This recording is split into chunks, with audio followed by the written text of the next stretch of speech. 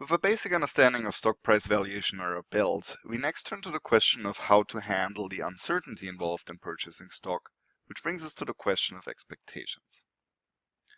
A standard way of introducing expectations into valuation models is that of rational expectations. We will not delve into this subject too deeply since the math can become non-trivial quickly, and the theory is not altogether uncontroversial, but we will provide at least some basic exposure, which is interesting for you, especially if you're interested in macroeconomic theory, where you will see quite a bit of it. The historical context of rational expectations is the relationship between monetary policy and inflation in the 1950s and 60s, more specifically known as the Phillips curve, which some of you might remember from macro. Very simply speaking, the original Phillips curve suggested that by creating more inflation, a central bank could permanently reduce real wages, allowing for higher output and lower unemployment. This is sometimes referred to as a permanent inflation-unemployment trade-off.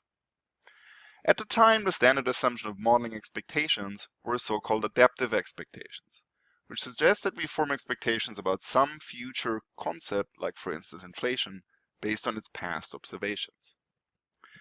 Now, there's generally nothing wrong with doing that, and to a degree we all occasionally use adaptive expectations, but the problem is that relying only on past information can be economically expensive. As a stupid example, if you're asking yourself if you take an umbrella outside, you can check what the weather was today and yesterday. However, if you're doing that, you're ignoring additional information, like for instance the weather forecast, and likely you will get rained on more than if you don't. Now, in the context of inflation, the fact that, for instance, the central bank in the 60s and 70s started to systematically push inflation created a scenario in which your real wages, the ones that you've bargained for instance, would always be less than you initially thought it would be if you form your expectations adaptively. If you think the inflation rate is 2% because it was 2% last year, and it turns out it's 3%, it means that your wage is going to buy you less than what you actually thought it would. Now, the failure of the Phillips curve to some degree is also a failure of adaptive expectations. The counter theory that was developed at the time, first by John Muth, but then really prominently by Robert Lucas, is that expectations should not be adaptive, but rather optimal forecasts. That means there should be best guesses about the future using all available information, much in the way a statistician would use it. But this is not really how individuals act in practice, and it got a lot of pushback for that. The underlying economic rationale is sound, namely that ignoring information is costly. That's a reasonable assumption, especially in the context of finance, where financial intermediaries devote significant resources to correctly guess the future cash flows of assets. Now, this is a little bit abstract and will unfortunately remain a little bit abstract, but I'm going to try to illustrate this with an example. Say, for instance, XE is your expectation of some concept. Could be anything. Let's go with inflation because that is the historical concept of the story. Adaptive expectations would suggest that XE is some average of past inflation. For instance, if inflation was 1% over the past 2 years and was 0.5% the year before, one way to predict inflation next year would be to take the simple average of the three, which is 0.83%. Of course, it could also just use the last year, or it could weigh differently, but all of these would be examples of adaptive expectations that rely on past inflation to predict future inflation. Now, instead, rational expectations, by definition, states that XE should be an optimal forecast XOF, which uses all available information. In the context of inflation, as I already mentioned, monetary policy is relevant, but so are other factors. For instance, did you know that OPEC, the Organization of Petroleum Exporting Countries, announced production costs to daily oil production? Whenever that happens, it increases the cost of production of pretty much anything, because almost everything uses energy as an input, and as a consequence of that, there will be higher inflation. Now, if this is significant, adaptive expectations will be off. You will underestimate how much inflation there's really going to be. And this has consequences for you. Most importantly, the wage you bargained for will not buy you all the things you wanted to buy with them. Now, there are two implications for rational expectations, just really formally speaking. For one, if there's a change in a variable's trends, expectations should adjust to it, and really more or less rapidly. That's the core of this theory. For instance, if trend inflation were to increase from 2 to 3%, rational expectations should increase almost immediately. You should immediately adjust your wage demands, for instance. If, however, trends do not change, a simple outlier should not affect expectations. If your expectation on average is 3% and it's 4% 1 year, you should not respond to that at all. And you'll see why there's some problems with that, but that's the basic core of the theory. Second is so-called forecast error. That is the difference between the actual realized value, actual inflation for instance, and our prediction should be unbiased. That means it should zero out on average. You can still be wrong if you're rational. And you could predict inflation to be 3% because on average it's 3%, but then next year it happens to be 2% or 4%. What rational expectation states is you can be off, but on average you have to be correct. If not, by just adjusting for the bias you have, you can do better. Right? So for instance, if you underpredict inflation by 1% every year, just add a percentage point each year and you will be spot on. Now, let's get back to financial markets, and this gets us to the efficient market hypothesis. A simple financial application would be the rate of return on a bond.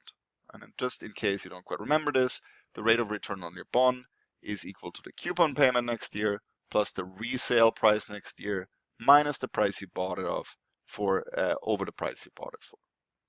Now, by the time you buy the bond, you really don't know much about it at all. You only know the purchase price. In the case of a bond, you will know in principle what the coupon payment should be, but you don't know if the borrower is actually going to pay. I will ignore this to keep it a little bit simpler and assume you also know what the coupon payment is. But for all practical purposes, if you really wanted to make this realistic, the only thing you really know is the price today. Now, it's not a crazy assumption for a safe bond to assume that the coupon payment is known, but the future price is not. Right? That's basically where we're at.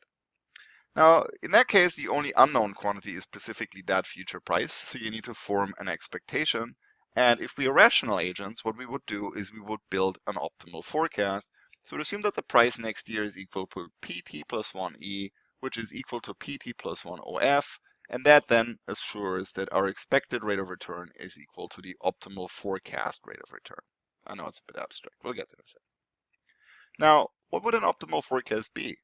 Optimal forecast would imply that the optimal forecast, the expected forecast for rate of return, is equal to the equilibrium return R star, which in turn implies that the bond price is predicted to be equal to the optimal forecast, which is the equilibrium price. Now, current prices in financial markets should then reflect the optimal forecast of our securities using all available information, and that means its equilibrium rate of return.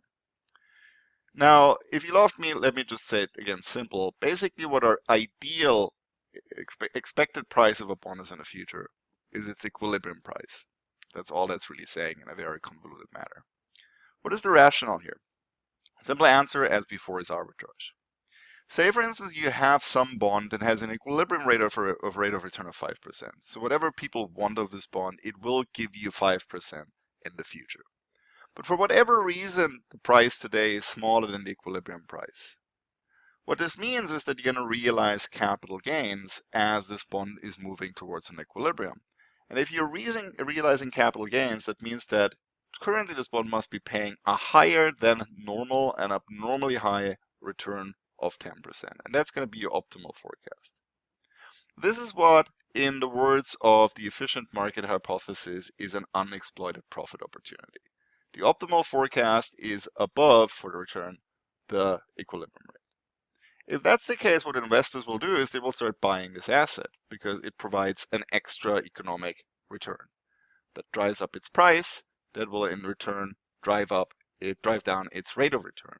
As a consequence of that, prices will eventually approach the equilibrium price, which in turn corresponds to an equilibrium rate of return. Now, what does this mean?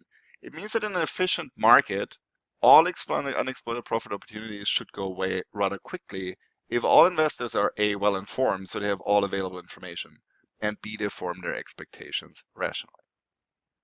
Now, this is in a nutshell what is known as the efficient market hypothesis. The efficient market hypothesis is linked to the name of Eugene Fama, who first came up with it, and is a straightforward extension of rational expectations to asset prices. What does it say? Asset prices should perfectly reflect market fundamentals because agents use all available information to price a bond. If they do not, they leave unexploited profit opportunities on the table. If this is indeed the case, financial markets are economically efficient in the meaning of the word. We can talk a little bit about what efficiency means during the meeting if you don't quite remember that. Prices should be perfectly accurate on average, they should reflect the cost of capital, and they should serve perfectly as a benchmark for investment projects. Importantly, and this is why this is a controversial theory, it also implies that stock and other asset price movements are completely unpredictable, which means no one can do better than the market average for extended periods of time. Now, if you're an active financial investor, this last implication is unpopular, and we'll have to talk a little bit about how plausible it is in the final video this week.